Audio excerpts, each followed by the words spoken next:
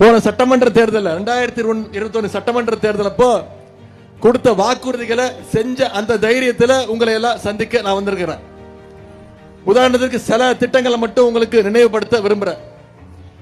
சென்ற சட்டமன்ற தேர்தல் முடிவின் பொழுது நம்முடைய தலைவர் முதலமைச்சரா பொறுப்பேற்று அவர் போட்ட முதல் கையெழுத்து தேர்தல் அறிக்கையில நாம சொன்ன வாக்குறுதி மகளிருக்கான விடியல் பயண திட்டம். இன்னைக்கு பல்வேறு மகளிர், லட்சக்கணக்கான மகளிர் இந்த திட்டத்தில் பயன்பெற்றுட்டு வராங்க. ஒவ்வொரு மகளிரும் 900 ரூபாயில இருந்து 1000 ரூபாய் வரைக்கும் மாசம் மாசம் சேமிச்சிருக்கிறாங்க.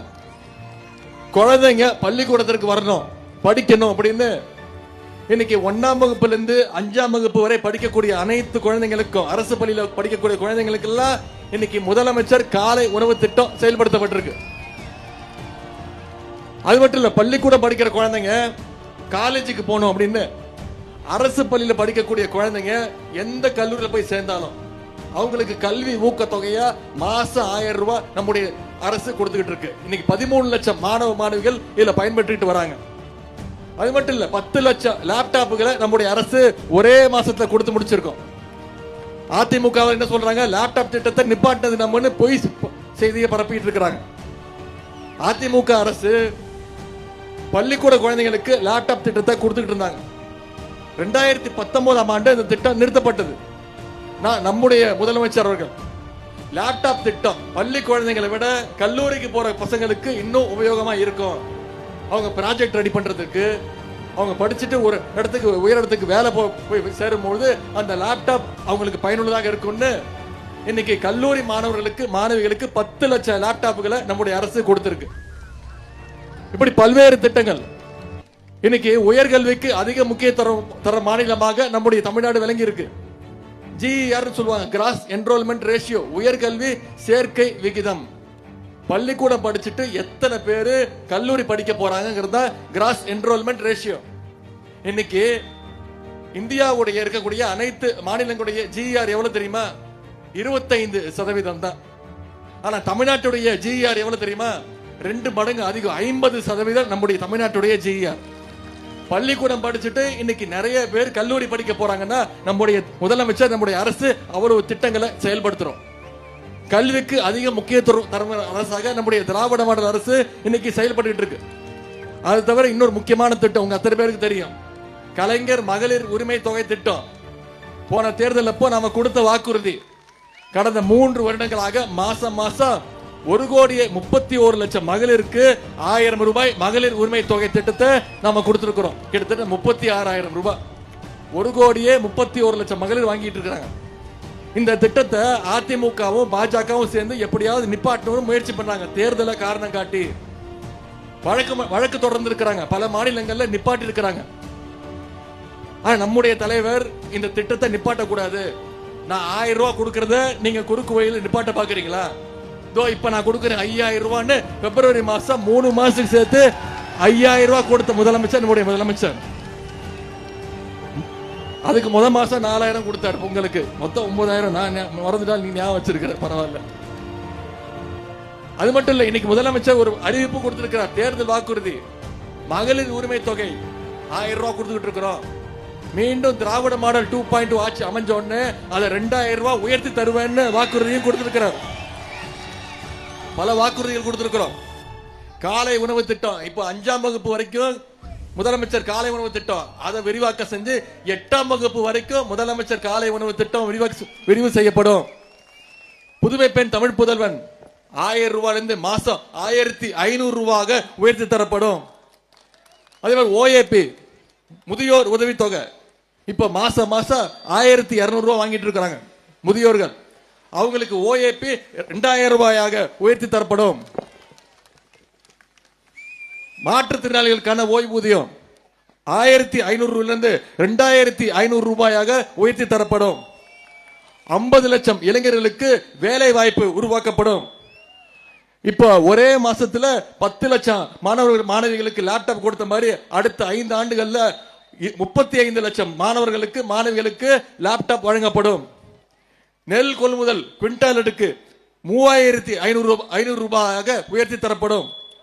மகளிர் சுய உதவி குழுக்களுக்கு 5 லட்சம் வரைக்கும் எந்த கேரண்டி இல்லாமல் பிணை இல்லாமல் கடன் வசதி ஏற்படுத்தி தரப்படும்.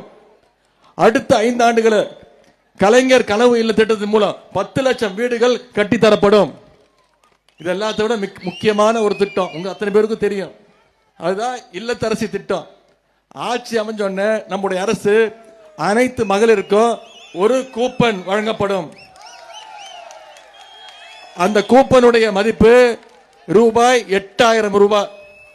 அந்த கூப்பன் வச்சு நீங்க உங்க வீட்டுக்கு தேவையான மின் சாதன வசதிகள், டிவியோ, ஃப்ரிட்ஜோ, குக்கரோ, மைக்ரோவேவ் அவனோ, மிக்சி, கிரைண்டர், இதுல ஏதாவது ஒண்ணு நீங்களே தேர்வு செஞ்சு நீங்களே வாங்கிக் கொள்ளலாம். இதுதான் இல்லத்தரசி திட்டம். இதெல்லாம் நடக்கணும்னா மீண்டும் திராவிட முன்னேற்ற கழகம் ஆட்சி அமைக்கணும். நம்முடைய தலைவர் முதலமைச்சரா உட்காரணும். அதை செஞ்சு காட்டுவீங்களா? இன்னைக்கு உங்க தொகுதியில செஞ்சிருக்கக்கூடிய திட்டங்களை நான் சொல்லி காட்டினேன். இப்படி ஒவ்வொரு மாவட்டத்திற்கும் ஒவ்வொரு தொகுதிக்கும் நம்முடைய தலைவர் நம்முடைய அரசு திட்டங்களை செஞ்சு கொடுத்திருக்கிறோம். அதனாலதான் இன்னைக்கு இந்தியாவிலேயே நம்பர் 1 ஸ்டேட்டாக நம்முடைய தமிழ்நாடு 11.19% வளர்ச்சி, 11.19% வளர்ச்சியோட இன்னைக்கு இந்தியாவிலேயே நம்பர் 1 மாநிலமாக நம்முடைய தமிழ்நாடு வந்திருக்கு. நம்முடைய தமிழ்நாடு இவ்வளவு சாதனைகள் செஞ்சிட்டு இருக்கோம். ஆனா ஒன்றிய அரசு நமக்கு ஏதாவது திட்டங்களை கொடுக்கறாங்களா? நம்ம கேட்கிற நிதியை கொடுக்கறாங்களா? ஒன்றிய பாஜக அரசு மோடி அவர்களும் அமித்ஷா அவர்களும் தமிழ்நாட்டுக்கு அடிக்கடி வராங்க. ஆனா திட்டங்கள் வருதா? நிதி வருதா? எதுவும் வர்றதில்லை. ஆனா தமிழ்நாட்டுக்குள்ள நியூ எஜுகேஷன் பாலிசி, புதிய கல்வி கொள்கையை திணிக்க பாக்குறாங்க. இன்னைக்கு புதிய கல்வி கொள்கையை நம்ம ஏத்துக்கலன்னு கல்வி நிதி 2500 கோடி ரூபாய் ஒன்றிய அரசு நமக்கு கொடுக்க வேண்டிய நிதியை கொடுக்கல. இந்த நியூ எஜுகேஷன் பாலிசியை ஏன் ஏத்துக்கல? அதுல மீண்டும் தமிழ்நாட்டுக்குள்ள ஹிந்தியையும் சமஸ்கிருதத்தையும் திணிக்கிற முயற்சி தான் நியூ எஜுகேஷன் பாலிசி. நம்முடைய தலைவர் சொல்லிட்டாங்க, ஒன்றிய அரசு 2500 கோடி இல்ல 10,000 கோடி கொடுத்தாலும் தமிழ்நாட்டுக்குள்ள நான் மீண்டும் ஹிந்தியை திணிக்க விட மாட்டேன். நியூ எஜுகேஷன் பாலிசியை தமிழ்நாடு ஏத்துக்காதுன்னு சொன்ன ஒரே முதலமைச்சர் நம்ம முதலமைச்சர். இன்னைக்கு பல்வேறு மாநிலங்களுடைய முதலமைச்சரும் அதை சொல்ல ஆரம்பிச்சிருக்கிறாங்க. நமக்கு மாநிலத்துக்கு தேவையான திட்டங்கள் தர்றதில்லை, நிதி ஒதுக்கிறது இல்ல, கல்வி நிதியும் பறிக்கிறாங்க, மொழி உரிமையை பறிக்கிறாங்க. பட்ஜெட்ல தமிழ்நாட்டுக்கு எந்த திட்டமும் இல்ல. பட்ஜெட்ல தமிழ்நாடுங்கிற பேரே இல்ல, வார்த்தையே இல்ல. ஆனா இதையெல்லாம் கூட சேர்ந்து இப்ப கூட்டணி வச்சிருக்கிறாரு யாரு? திரு எடப்பாடி பழனிசாமி அவர்கள். ஜாடிக்கு ஏத்த மூடின்னு ஒரு பழமொழி சொல்லுவாங்க. அது மாதிரி இன்னைக்கு மோடிக்கு ஏத்த ஒரு அடிமையாக திரு எடப்பாடி பழனிசாமி அவர்கள் மாறி இருக்கிறார். அப்படிப்பட்ட ஒரு கூட்டணியை இன்னைக்கு அமைச்சிருக்கிறாங்க. தமிழ்நாட்டு மக்கள் நாம மீண்டும் மீண்டும் சொல்லணும், தமிழ்நாட்டில் ஒன்றிய பாஜகவுக்கு வழி கிடையாது, இடம் கிடையாது. தமிழ்நாடு என்னைக்குமே டெல்லிக்கு அவுட் ஆஃப் கண்ட்ரோல் தான். இந்த தேர்தல் தமிழ்நாடா டெல்லியா அப்படின்னு பார்க்கக்கூடிய தேர்தல். இந்த தேர்தல் மோடியா தமிழ்நாடா அப்படின்னு கேள்வி கேட்கக்கூடிய தேர்தல். இதுல நிச்சயம் மீண்டும் நாம வெற்றி பெறுவோம். தமிழ்நாடு நிச்சயம் வெற்றி பெறும். இன்னைக்கு பிஜேபி அவங்க ஒரு டீமா இறங்கி இருக்கிறாங்க. அது மட்டும் இல்ல, இன்னைக்கு பிஜேபியோட A team, B team, C டீம்னு பல டீம்கள் இறங்குது. எத்தனை டீம் வந்தாலும் நம்முடைய தமிழ்நாட்டில் திமுக தான் சாம்பியன், திமுக தான் வெற்றி, உதயசூரியன் தான் நிச்சயம் வெற்றி பெறும். அப்படிங்கறத வர 23ஆம் தேதி நாம ப்ரூவ் பண்ணி காட்டணும். செய்வோமா? பொதுவா மார்க்கெட்ல ஏதாவது ஒரு பொருள் வந்து பொதுமக்கள்கிட்ட பெரிய வரவேற்பு ஆயிடுச்சு வச்சுக்கோங்களேன், அதே மாதிரி ப்ராடக்டை எல்லாரும் தயாரிச்சு விடுவாங்க. அதுக்கு பேரு சைனா மேக்னு சொல்லுவாங்க. அது ஒரிஜினல் கிடையாது. அது மாதிரி இன்னைக்கு டெல்லி மேக்காக ஒரு கூட்டணியை இன்னைக்கு பாஜகவும் அதிமுகவும் சேர்ந்து ஆரம்பிச்சிருக்கிறாங்க. சைனா மேக் மாதிரி இது டெல்லி மேக். தேர்தல் முடிஞ்சோம் அதிமுக அந்த கூட்டணிக்கு வாரண்டியும் கிடையாது, கேரண்டியும் கிடையாது. ஃபியூஸை புடுங்கிடுவாங்க. நாம புடுங்கணும், அவங்க புடுங்குறாங்க இல்லையோ நாம புடுங்கணும். இதை நீங்க செஞ்சு காட்டுவீங்க என்ற நம்பிக்கை எனக்கு இருக்கு. போன தேர்தல் போது அதிமுகவை பாஜகவுக்கு எடப்பாடி பழனிசாமி அவர்கள் வாடகைக்கு விட்டிருந்தாரு. ஆனா இந்த தேர்தல் என்ன பண்ணிருக்காரு? வித்துட்டாரு. மொத்தமா பாஜக கிட்ட வித்துட்டாரு அதிமுகவை. இன்னைக்கு அவருக்கு சொல்றாரு, மக்களை காப்போம், தமிழ்நாட்டை மீட்போம் சொல்றாரு. முதல்ல அவரை காத்துக்கிட்டு அதிமுகவை பாஜக கிட்ட இருந்து மீட்கணும்.